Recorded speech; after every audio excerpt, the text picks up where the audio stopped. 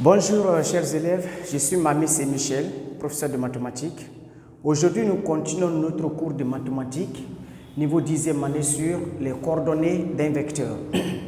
Alors avant de parler d'abord des coordonnées d'un vecteur, nous allons d'abord parler des coordonnées d'un point dans un repère orthonormé. En ce qui concerne le repère, retenez que nous avons plusieurs types de repères. Nous avons le repère qu'on appelle le repère quelconque, qui peut être comme ça, le repère à deux axes, qui est le repère quelconque. Ici, les deux angles, l'angle qui est là n'est pas un angle droit, donc on peut avoir ici OI, OIJ. Donc ça c'est un repère quelconque. Nous avons également le repère qu'on appelle le repère orthogonal. Là, les deux axes là sont perpendiculaires. Ici, la graduation n'est pas la même chose sur les deux axes. Ok, voilà. Donc, la distance entre O et I, ce n'est pas la même distance entre O et J, donc ce n'est pas la même graduation. Alors, on appelle ça repère orthogonal. Ok, voilà. Il y a un autre repère qu'on appelle le repère orthonormé. Orthonormé, là, la distance là, c'est la même distance OI est égale à OJ. Donc, dans ce cas, nous parlons d'un repère orthonormé. Nous avons ici un exemple de repère orthonormé OIJ. Ok. La distance OI est égale à la distance OJ et les deux axes sont perpendiculaires. Donc nous disons que c'est un repère orthonormé. L'axe qui est horizontal est appelé l'axe des abscisses, qu'on peut appeler aussi l'axe des X. Et l'axe vertical est appelé axe des ordonnées. Donc, on peut aussi l'appeler l'axe des Y. Alors, quand on parle maintenant de coordonnées d'un point, il s'agit de trouver un point, n'importe quel point, projeter ce point-là sur l'axe des abscisses pour trouver la valeur de X, projeter ces mêmes points sur l'axe des ordonnées pour trouver la valeur de Y. Alors, nous allons placer un point dans ce repère que je vais appeler ici le point M. Le point M, nous allons trouver les coordonnées du point M dans ce repère orthonormé. Pour trouver les coordonnées du point M, il faut projeter perpendiculairement le point M sur l'axe des abscisses. Donc quand je projette ici, ça va tomber sur une valeur. Ok, voilà, quand je projette comme ça va tomber ici sur une valeur que je vais appeler X. Et je projette le même point sur l'axe des ordonnées et cela tombera sur un chiffre que je vais appeler Y. Alors, quelles seront les coordonnées du point M? Les coordonnées du point M sont X, Y. C'est-à-dire, M a pour coordonnée abscisse, M a pour abscisse X et pour ordonnée Y. La même formule là peut s'écrire aussi de la sorte. On peut aussi dire M a pour coordonnée X, Y. Donc, écrire M a pour coordonnées X, Y, c'est la même chose lorsqu'on écrivait aussi X a pour coordonnées X et Y. Alors, nous allons placer les points suivants dans le repère orthonormé. Dans le repère orthonormé OIJ, plaçons les points A de coordonnées 2, 3, B de coordonnées moins 3, 2 et C de coordonnées moins 1, moins 4. Alors, pour placer ces différents points dans le repère, nous allons commencer par le point A. Alors, le point A qui a pour coordonnées 2 et 3, cela veut dire que X est égal à 2, Y est égal à 3. Donc, je cherche 2 sur l'axe des abscisses. I correspond à 1. Ici, nous avons 2, 3, 4, 5, 6. Ici, 1, 2, 3, 4. Donc, x est égal à 2, y est égal à 3. X est égal à 2, c'est ici. Voilà.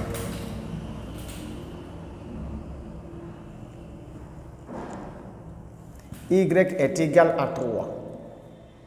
C'est là.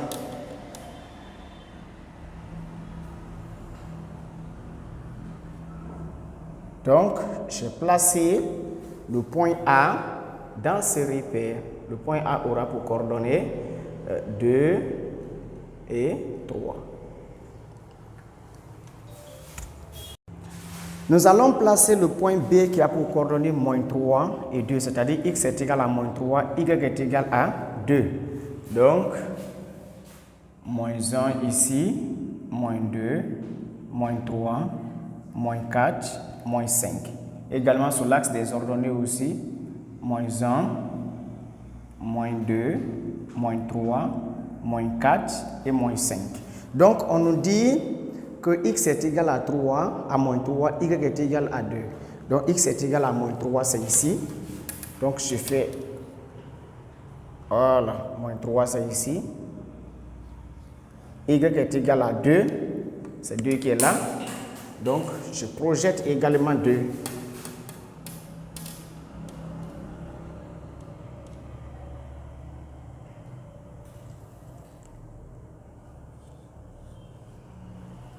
Voilà. Donc, ici, je place le point B qui a pour coordonnées moins 3 et 2. Point C qui a pour coordonnées moins 1, moins 4. Donc, x est égal à moins 1, y est égal à moins 4. Donc, x est égal à moins 1, c'est ici. Y est égal à moins 4, c'est là. Donc, le point C se trouve là. Alors, je fais la projection.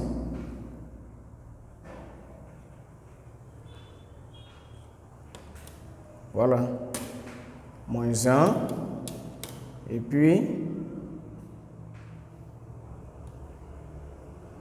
moins 4. Donc, ici, nous avons le point C qui a pour coordonnées moins 1, moins 4. Donc, retenez que dans l'écriture des coordonnées d'un point, x vient toujours avant y. Ok? Si ils sont écrits l'un sur l'autre, x est toujours en haut et y est toujours en bas. Les coordonnées d'un vecteur dans un repère orthonormé. Comment trouver les coordonnées d'un vecteur dans un repère orthonormé? Venons dans notre repère OIJ. Nous avons un vecteur. Un vecteur que je vais appeler le vecteur V. On trace un vecteur ici.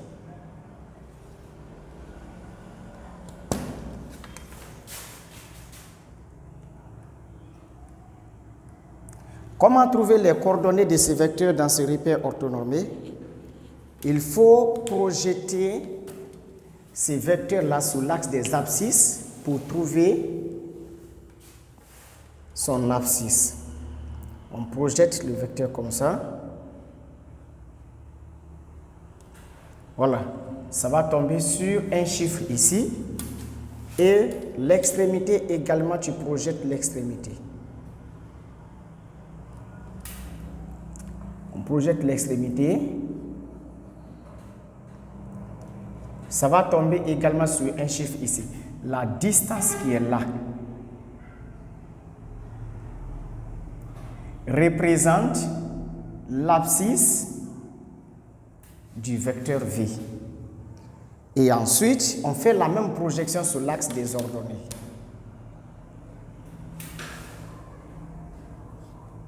On fait la même projection sur l'axe des ordonnées.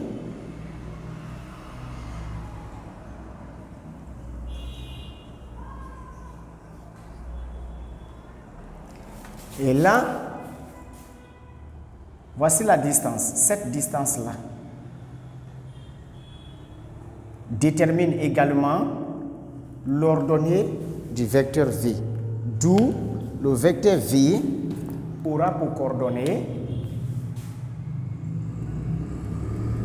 x Y. Alors, par définition, nous disons ici qu'on appelle couple de coordonnées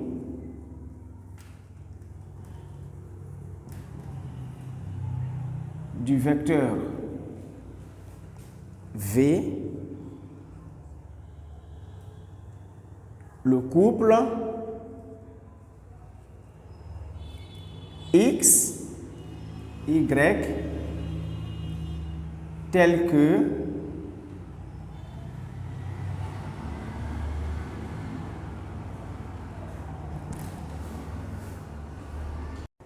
alors marquons 2 points M et N représentant le vecteur V. Ok? Donc, par définition, on appelle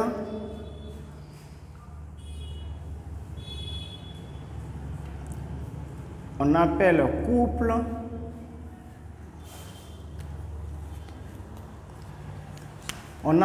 de coordonnées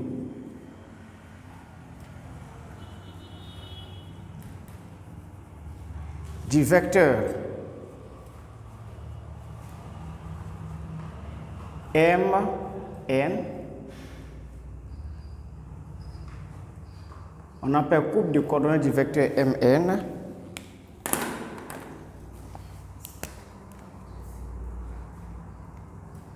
Le couple de nombres réels X, Y tel que M, N égale X, OI plus Y, OJ. Alors, nous allons faire un exemple. On donne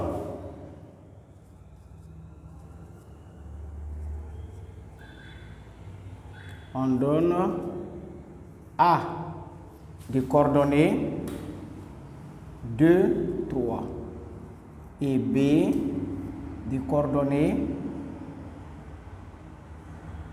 1 et 4. On demande de trouver les coordonnées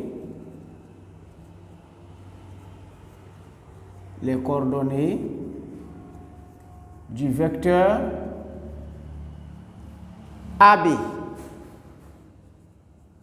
Nous connaissons les coordonnées du point A, nous connaissons les coordonnées du point B et on demande de trouver les coordonnées du vecteur AB. Alors suivez. Tel que MN égale à XOI plus YOJ. Alors graphiquement, commençons par placer d'abord les points A et B. Donc le point A a pour coordonnées 2 et 3, c'est-à-dire X est égal à 2, Y est égal à 3. Donc je place le point A. X est égal à 2, X est égal à 2, Y est égal à 3. Donc le point se trouve ici. Alors, je fais ça.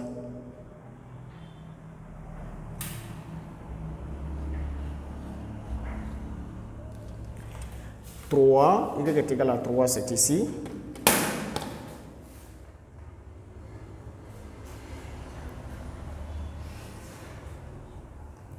Et j'ai mon point que je vais écrire, le point A. Le point A qui a pour coordonnées combien?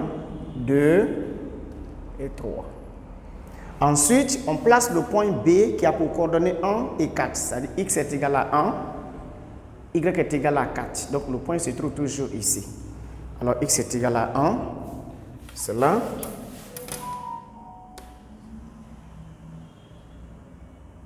X égale à 1. Y est égal à 4.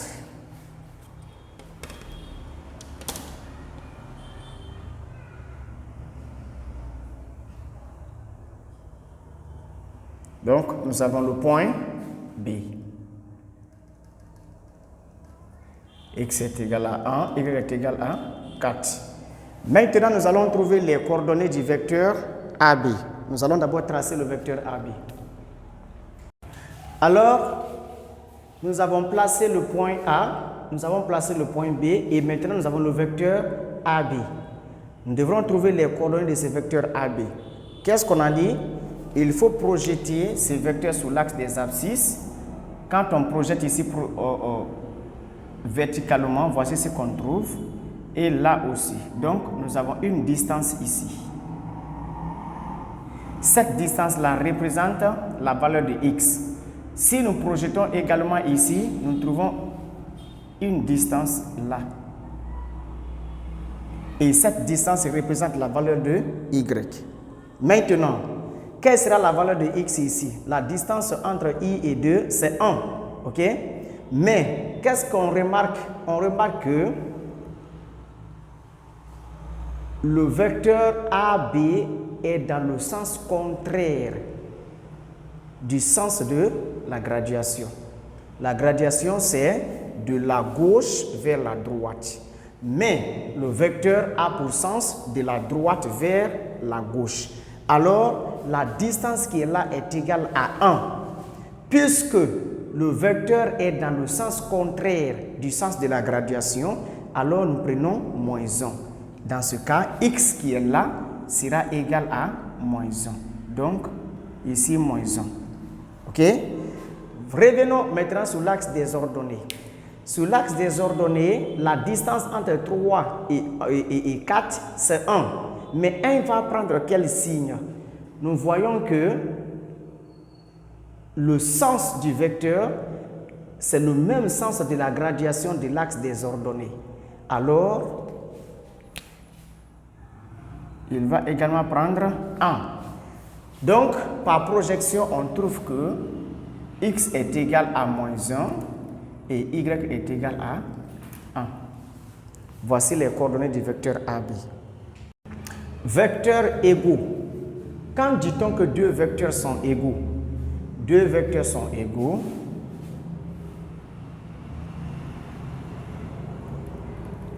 Deux vecteurs sont égaux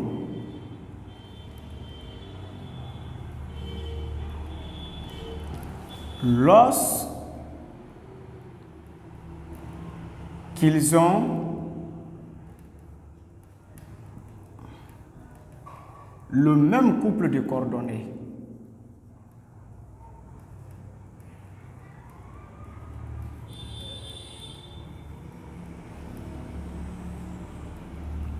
Lorsqu'ils ont le même couple de coordonnées.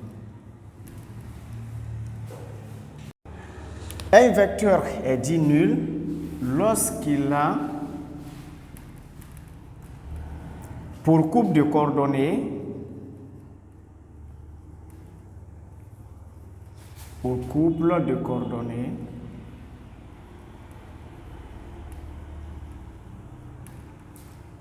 zéro, 0. C'est-à-dire x est égal à 0 et y est égal à 0. Nous disons que c'est un vecteur nul.